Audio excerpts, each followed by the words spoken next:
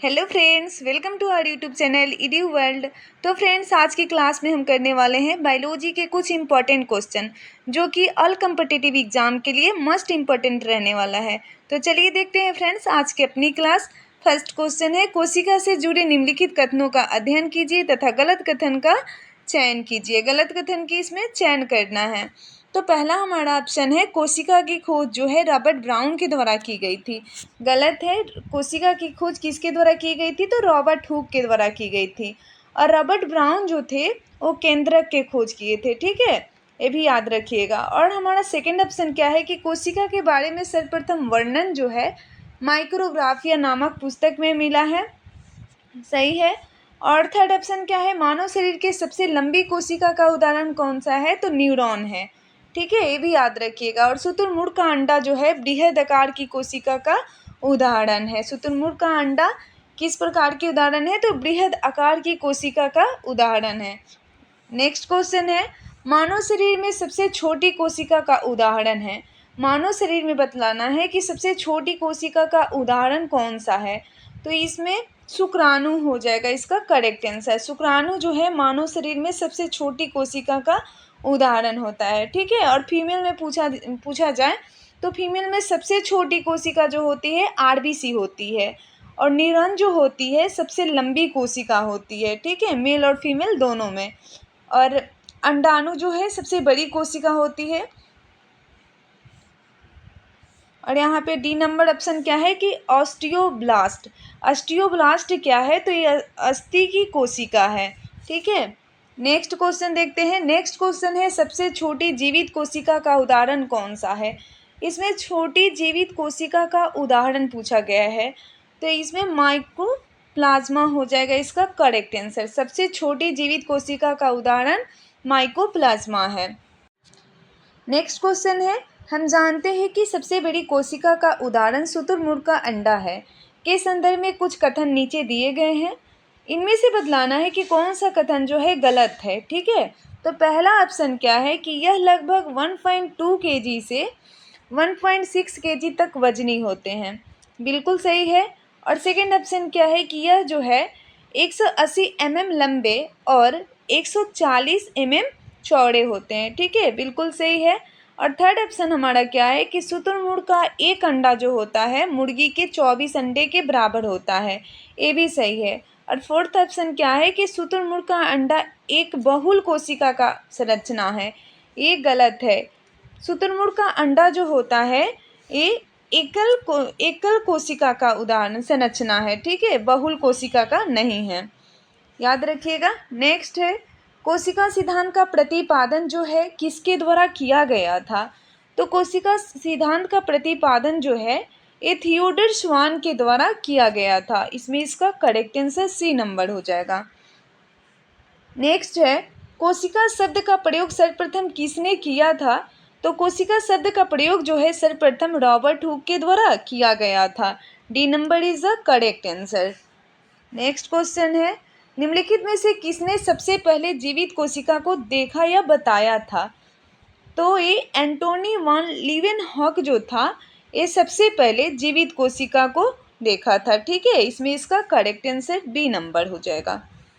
Next है, निम्नलिखित कथनों का अध्ययन कीजिए तथा गलत कथन का चयन कीजिए। यहाँ पे गलत कथन को बतलाना है। तो चलिए देखते हैं। फर्स्ट ऑप्शन क्या है, जंतु कोशिका में केवल कोशिका झिल्ली बाह्य आवरण के रूप में पाई जाती है। बिल्कुल सही है। जंतु कोशिका में क्या होता है कि कोशिका झिल्ली बाह्य आवरण के रूप में पाई जाती है। सेकंड ऑप्शन है, पादप कोशिकाओं में कोशिका भित्ति व कोशिका झिल्ली दोनों जो है दोहरे आवरण के रूप में पाई जाती है। पादप कोशिका में क्या होता है कि कोशिका भित्ति और कोशिका झिल्ली दोनों दोहरे आवरण के रूप में पाए जाते हैं। ये भी सही है। थर्ड ऑप्शन है, जंतु कोशिका में हरित लवकों का अभाव होता है। जंतु कोशिका में क्या होता है कि हरित लवक का अभाव होता है। ये भी सही है। और फोर्थ ऑप्शन है, जंतु कोशिका में राइबोसोम का अभाव होता है। फोर्थ ऑप्शन क्या है कि जंतु कोशिका में राइबोसोम का अभाव होता है। ये गलत है। जंतु कोशिका में राइबोसोम होता है और इनका ही काम होता है प्रोटीन का निर्माण करवाना, ठीक है, ये भी याद रखिएगा। नेक्स्ट क्वेश्चन है, कोशिका के बाह्य आवरण कोशिका भित्ति निम्नलिखित में से किसमें पाई जा सकती है? तो किसमें पाई जा सकती है? तो ये मशरूम में पाई जा सकती है। इसका करेक्ट आंसर ए नंबर हो जाएगा। नेक्स्ट क्वेश्चन है, निम्नलिखित कथनों का अध्ययन कीजिए और इसमें क्या बतलाना है, कौन सा कथन जो है गलत दिया गया है, ठीक है। तो पहला देखते हैं, पहला है पादप कोशिका में रसधानियाँ यानी रिक्तिका जो होती है बड़े आकार में पाई जाती है। पादप कोशिका में रसधानियाँ यानी रिक्तिका क्या होती है, बड़े आकार में पाई जाती है, जबकि जंतु कोशिका में क्या होता है कि ये छोटे आकार में होती है। सही है। और सेकेंड ऑप्शन है, पादप कोशिका में माइटोकॉन्ड्रिया अपेक्षाकृत कम होती है। पादप कोशिकाओं में जो है माइटोकॉन्ड्रिया अपेक्षाकृत कम होती है। और थर्ड ऑप्शन क्या होता है कि जंतु कोशिका में संग्रहित भोज्य वसा व ग्लाइकोजन होते हैं। जंतु कोशिका में संग्रहित भोज्य वसा व ग्लाइकोजन होते हैं, ठीक है, ये भी सही है। फोर्थ ऑप्शन क्या है कि पादप कोशिका में केंद्रक बिल्कुल बीच में होकर बल्कि किनारे पर संभव होते हैं, ये भी सही है। इसमें कोई भी नहीं गलत है, यानी कि इसमें से इसका करेक्ट आंसर क्या हो जाएगा, उपयुक्त में से कोई नहीं, डी नंबर हो जाएगा। नेक्स्ट है, निम्नलिखित में से किसमें हरित लवक का अभाव पाया जाता है? इसमें बतलाना है कि किसमें जो है हरित लवक का अभाव पाया जाता है। तो मशरूम में जो है हरित लवक का अभाव पाया जाता है, B number is a correct answer. Next question है, जंतु कोशिका व पादप कोशिका तुलना के संदर्भ में निम्नलिखित युग्मों में से कौन सा जो है गलत है? कौन सा युग्म इसमें गलत दिया गया है? तो चलिए देखते हैं। पादप कोशिका लाइसोसोम का अभाव होता है। और सेकेंड क्या है, जंतु कोशिका केंद्रक बिल्कुल बीच में होता है। पादप कोशिका लवक की उपलब्धता। जंतु कोशिका, फिर यहाँ पे जंतु कोशिका दे दिया राइबोसोम का अभाव, ये गलत है, यानी कि इसमें इसका करेक्ट आंसर डी नंबर हो जाएगा। नेक्स्ट क्वेश्चन है 13 नंबर, पादप कोशिका में निम्नलिखित में से किसकी उपस्थिति की संभावना जो है अधिक होती है? तो किसकी उपस्थिति की संभावना अधिक होती है? तो इसमें राइबोसोम की उपस्थिति की जो है संभावना अधिक होती है, D number is a correct answer. Next question है, प्रोकैरियोटिक कोशिका के संदर्भ में जो है कौन सा कथन सही दिया गया है, उसका चयन करना है। पहला ऑप्शन है इसमें केवल कोशिका झिल्ली ही प्राप्त होती है। सेकेंड ऑप्शन क्या है कि इसमें केवल कोशिका भित्ति ही प्राप्त होती है। थर्ड ऑप्शन है इसमें केंद्रक स्पष्ट दिखाई देते हैं। और हमारा फोर्थ ऑप्शन क्या है कि इसमें कोशिका झिल्ली व कोशिका भित्ति जो है दोनों प्राप्त होते हैं। इसका करेक्ट आंसर डी नंबर हो जाएगा, ठीक है। इसमें जो है कोशिका झिल्ली व कोशिका भित्ति दोनों प्राप्त होते हैं। नेक्स्ट क्वेश्चन है, मध्य पटल में कौन सा खनिज तत्व युग्म प्राप्त होता है? मध्य पटल में बतलाना है कि कौन सा खनिज तत्व युग्म प्राप्त होता है। तो कैल्शियम व मैग्नीशियम जो है प्राप्त होता है, A number is a correct answer. Next question है, कोशिका झिल्ली के संदर्भ में कौन सी कथन गलत है? कोशिका झिल्ली के संदर्भ में बतलाना है कि कौन सा कथन गलत है।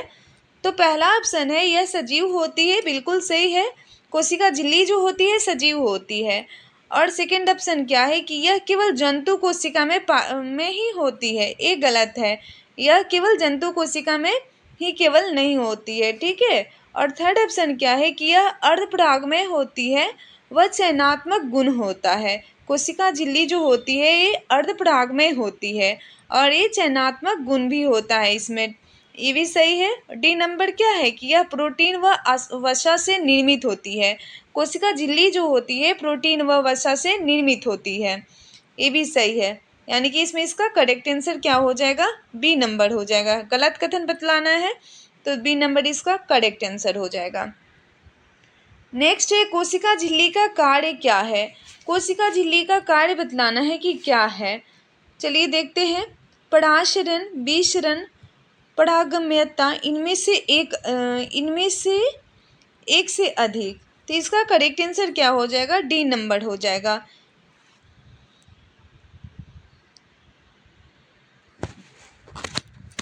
नेक्स्ट क्वेश्चन है 18 नंबर, कोशिका झिल्ली के संदर्भ में गलत कथन का चयन कीजिए। गलत कथन बतलाना है कि कौन सा जो है गलत कथन है। पहला है परासरण एक दिशा में होता है। सही है, परासरण जो होता है एक दिशा में ही होता है। और हमारा सेकंड ऑप्शन क्या है कि परासरण के लिए ऊर्जा का आवश्यकता नहीं होती है। ये भी सही है, परासरण के लिए जो है ऊर्जा की आवश्यकता नहीं होती है। और थर्ड ऑप्शन क्या है कि विसरण केवल गैसों में होता है। ये गलत है। विसरण जो होता है, विसरण दो दिशा में होता है, एक द्रव में होता है और गैस में होता है, दोनों में होता है। ठीक है। और फोर्थ ऑप्शन क्या है कि सिंगर व निकोलसन ने कोशिका झिल्ली की संरचना का अध्ययन किया था। ये भी याद रखिएगा, सिंगर व निकोलसन के द्वारा जो है कोशिका झिल्ली की संरचना का अध्ययन किया गया था। इसमें कथन क्या पूछा गया है कि गलत कथन का चयन कीजिए कोशिका झिल्ली के संदर्भ में। तो इसमें इसका करेक्ट आंसर सी नंबर हो जाएगा। विसरण केवल गैस में ही नहीं होता है, विसरण द्रव एवं गैस दोनों में होता है। ठीक है। नेक्स्ट क्वेश्चन देखते हैं। नेक्स्ट है कोशिका भित्ति के संदर्भ में सत्य कथन का चयन कीजिए। कोशिका भित्ति के संदर्भ में सत्य कथन का चयन करना है। तो कोशिका भित्ति यह निर्जीव होती है। सही है। पूर्ण पराग में होती है। ये भी सही है। और ये सेल्यूलोज द्वारा निर्मित होती है। तो कोशिका भित्ति जो होती है सेल्यूलोज के द्वारा निर्मित होती है। तो हमारा फोर्थ ऑप्शन क्या बच गया कि विषाणु भी पादपों की श्रेणी में आता है और इनमें भी कोशिका भित्ति पाई जाती है। ये गलत है। ठीक है। यानी कि इसमें इसका करेक्ट आंसर क्या हो जाएगा, डी नंबर हो जाएगा।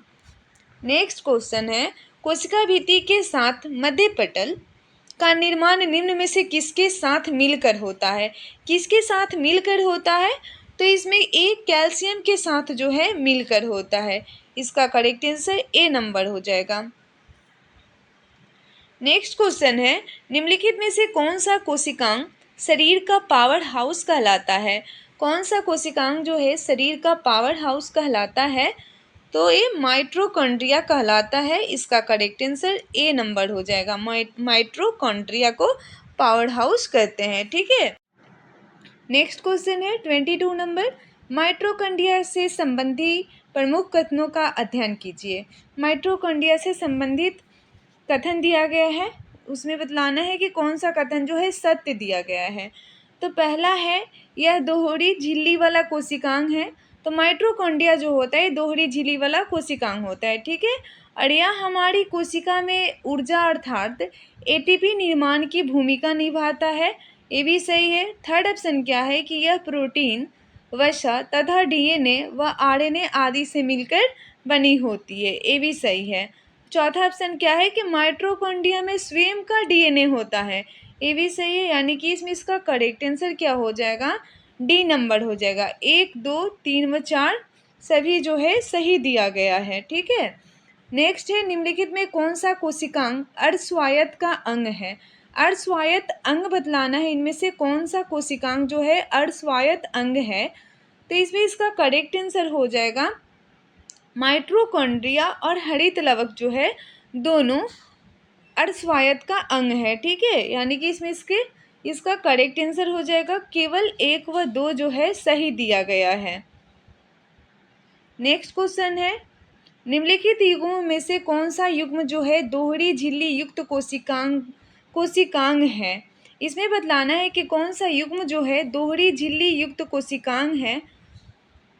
तो इसमें माइटोकॉन्ड्रिया और लवक जो है दोहरी झिल्ली युक्त कोशिकांग है। ठीक है। डी नंबर इसका करेक्ट आंसर हो जाएगा। जबकि अंतःप्रदवी जालिका और गोल्जी कॉय जो है ये एकल झिल्ली युक्त कोशिकांग है। और लाइसोसोम एकल है, जबकि सेंट्रोसोम में 0 होता है। और राइबोसोम और तरिकाय में क्या होता है, 0 होता है, 0 होता है। ठीक है। और माइटोकॉन्ड्रिया और लवक में क्या होता है, दोहरी झिल्ली युक्त कोशिकांग होता है। नेक्स्ट है हरित लवकों के संदर्भ में निम्नलिखित कथनों का अध्ययन कीजिए। हरित लवक के संदर्भ में निम्न कथन का अध्ययन करना है। और क्या पूछा गया है कि इसमें कौन सा कथन जो है गलत दिया गया है। गलत कथन की पहचान करनी है। चलिए देखते हैं। पहला है यह अर्धस्वायत्त अंग है। तो हरित लवक जो है ये अर्ध स्वायत्त अंग है, बिल्कुल सही है।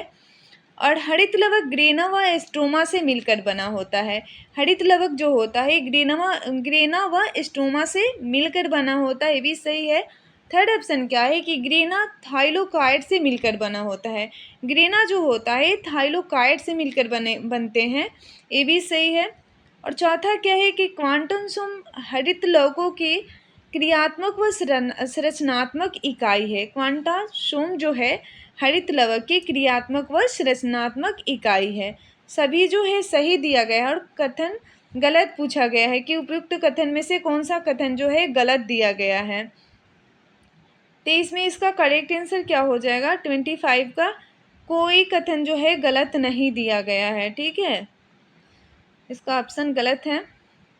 लवकों की खोज किसने की थी? लवक की खोज पूछा गया है कि किसके द्वारा की गई थी, तो ये इसका करेक्ट आंसर हो जाएगा सी नंबर, अर्नेस्ट हेकल के द्वारा जो है लवकों की खोज की गई थी। C number is the correct answer. और रिचर्ड अल्टमान के द्वारा किसकी खोज की गई थी? तो रिचर्ड अल्टमान के द्वारा जो है ये माइटोकॉन्ड्रिया की खोज की गई थी। ठीक है, और रॉबर्ट हुक के द्वारा की रिचर्ड अल्टमान और कार्ल वेंडा के द्वारा जो है माइटोकॉन्ड्रिया की खोज की गई थी, दोनों के द्वारा। और रॉबर्ट हुक के द्वारा किसकी खोज की गई थी? तो रॉबर्ट हुक के द्वारा कोशिका की खोज की गई थी। नेक्स्ट है, पक्के पपीते में निम्नलिखित में से कौन सा वर्णिल लवक पाया जाता है? पक्का पपीता में जो है कौन सा वर्णिल लवक पाया जाता है? तो ये जैंथोफिल पाया जाता है। ठीक है, पक्के पपीते में जैंथोफिल वर्णिल लवक पाया जाता है। A number is a correct answer. जैंथोफिल के कारण ही पक्का पपीता पीला दिखता है। ठीक है,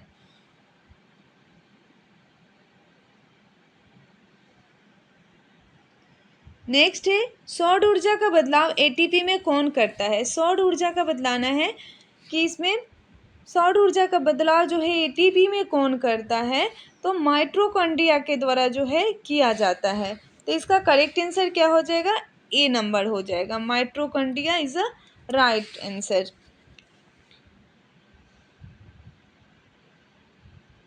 और क्लोरोप्लास्ट जो होता है सौर ऊर्जा को रासायनिक ऊर्जा में बदलता है। ठीक है, जबकि माइटोकॉन्ड्रिया रासायनिक ऊर्जा को एटीपी में बदलती है, ये भी याद रखिएगा। नेक्स्ट है, जंतु कोशिका में निम्नलिखित में से क्या अनुपस्थित रहता है? जंतु कोशिका में बतलाना है कि इनमें से क्या अनुपस्थित रहता है। अनुपस्थित बतलाना है कि कौन सा है, कौन सा जो है अनुपस्थित रहता है इसमें। तो इसका करेक्ट आंसर हो जाएगा ए नंबर, सेल्यूलोज की कोशिका भी थी, इसका करेक्ट आंसर हो जाएगा। ये केवल प्लांट सेल में ही होती है। ठीक है, नेक्स्ट है, निम्नलिखित युग्म में से कौन सा गलत युग्म है उसका चयन करना है। चलिए देखते हैं। प्रोटीन प्लास्ट दलहन सही है, इलियोप्लास्ट तिलहन ये भी सही है, इमाइलोप्लास्ट स्टार्च ये भी सही है, क्लोरोप्लास्ट हरी पत्ती ये भी सही है। इसमें चारों कथन जो है सही दिया गया है। ठीक है, ऑप्शन गलत है। नेक्स्ट है 31 नंबर, अंतःप्रद्रवी जालिका के संदर्भ में गलत कथन का चयन कीजिए। अंतःप्रद्रवी जालिका के संदर्भ में गलत कथन की चयन करनी है।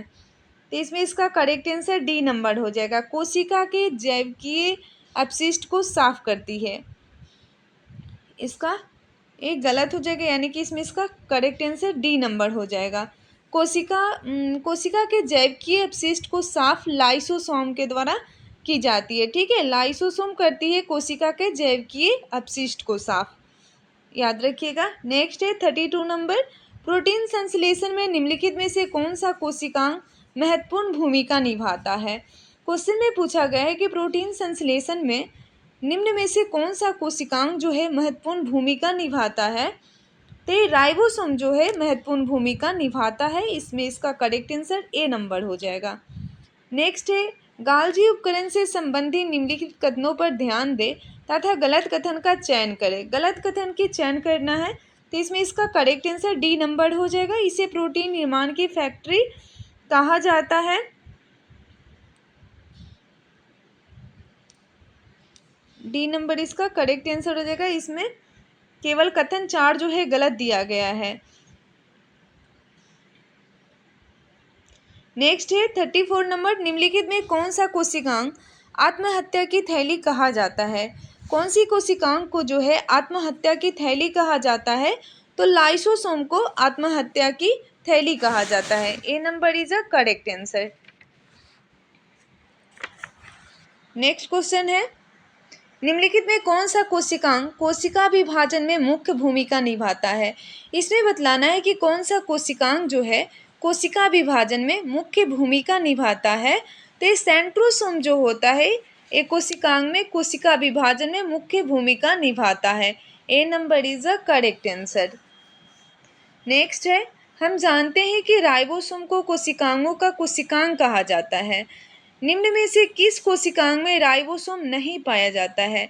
इसमें बतलाना है कि इसमें किसमें जो है कोशिकांग ये राइबोसोम नहीं पाया जाता है। तो इसका करेक्ट आंसर हो जाएगा गोल्जी कॉय में जो है राइबोसोम नहीं पाया जाता है, जबकि माइटोकॉन्ड्रिया, हरितलवक, खुरदरी, अंतःप्रदवी जालिका में राइबोसोम पाया जाता है। ठीक है। नेक्स्ट है, राइबोसोम की अनुपस्थिति में कौन सा कार्य नहीं होगा? कौन सा कार्य नहीं होगा? तो इसमें इसका करेक्ट आंसर हो जाएगा प्रोटीन का निर्माण जो है नहीं होगा। B number is a correct answer. Next है, निम्नलिखित युग्मों पर ध्यान दीजिए तथा गलत युग्म को छांटिए यदि हो तो इसमें इसका करेक्ट आंसर क्या हो जाएगा? टी वोवड़ी, अंतःप्रदवी जालिका। इसका करेक्ट आंसर डी नंबर हो जाएगा। नेक्स्ट है, यदि माइटोकॉन्ड्रिया कार्य करना बंद कर दे तो कोशिका में कौन सा कार्य जो है नहीं हो पाएगा?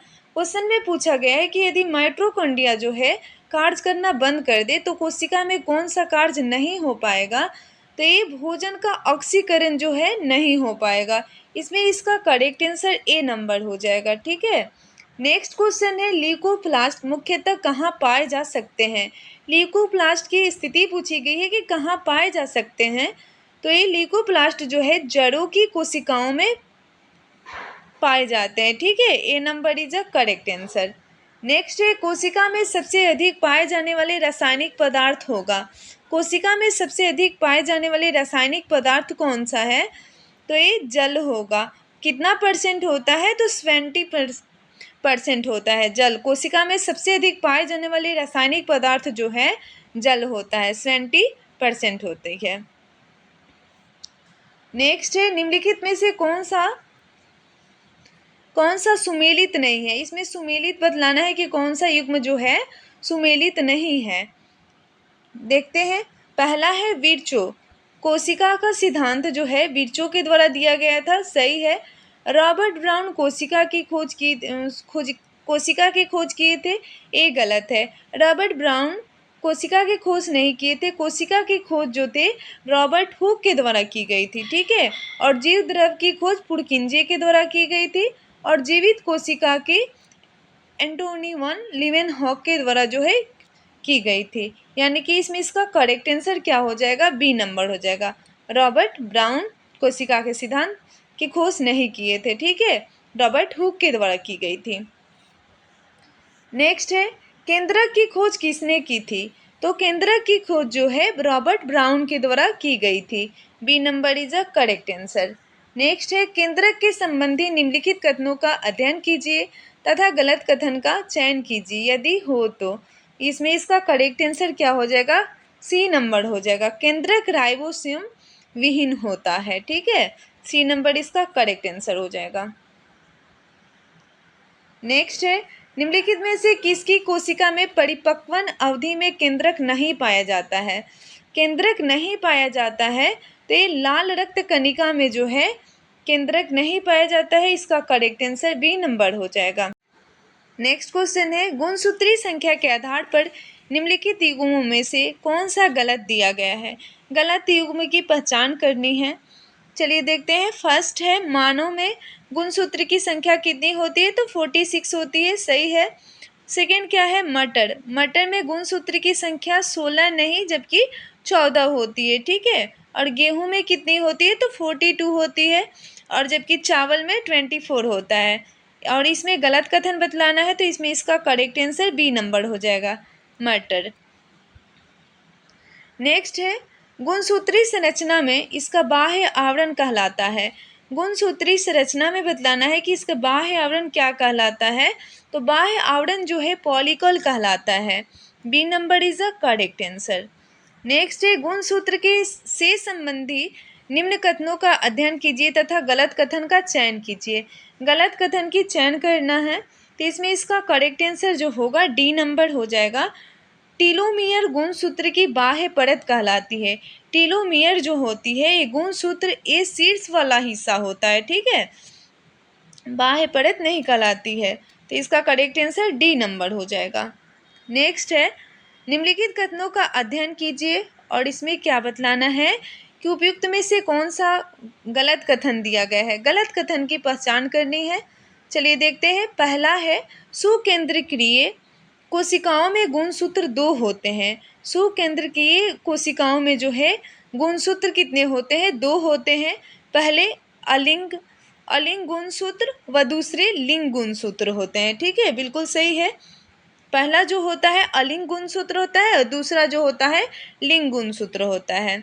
सेकंड क्या है कि मानव की कोशिका में समान रूप से 22 जोड़ा अलिंग गुणसूत्र और 1 जोड़ा जो होता है लिंग गुणसूत्र XX या XY होता है, ये भी सही है। मानव की कोशिका में सामान्य रूप से 22 जोड़ा अलिंग गुणसूत्र होता है और 1 जोड़ा जो होता है लिंग सूत्र होता है। नेक्स्ट क्या है, गुणसूत्र जीवों की जैविकीय क्रियाओं पर नियंत्रण स्थापित कर सकते हैं। गुणसूत्र जो होता है जीवों की जैविकीय क्रियाओं पर नियंत्रण स्थापित कर सकते हैं, ये भी सही है।